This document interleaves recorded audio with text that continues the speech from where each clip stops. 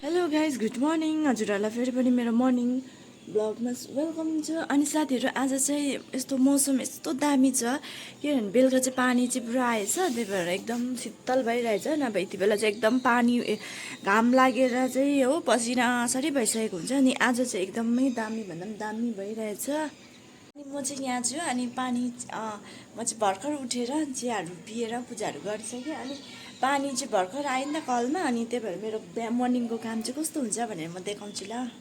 So भर्खर पानी आयो अनि त्यही भएर अब चाहिँ म यहाँ पानी हालेर चाहिँ मेरो यहाँ काम यस्तो छ भने नि भगवान् हो।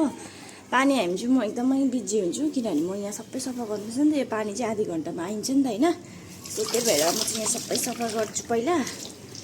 अनि चाहिँ यहाँ पानी हालिसकेर फुलमा चाहिँ यस्तो छ हो, मैले चाहिँ दैलोको छेउमा फुल यस्तो राखेको छु गाइस। पानी बेसी भएछ यसमा बेलुका पानी हालेको हो।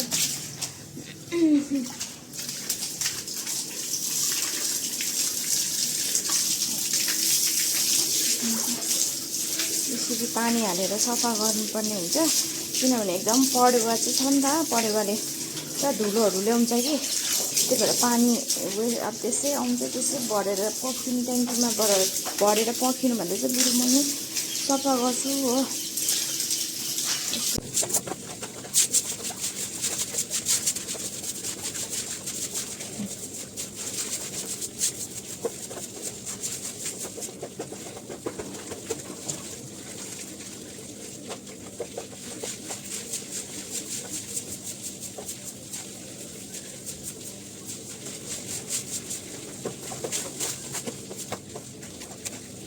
अगाडि चाहिँ लगाइसकेँ होइन, अब यहाँ पछिपट्टिबाट पनि लगाउनु पर्ने हुन्छ।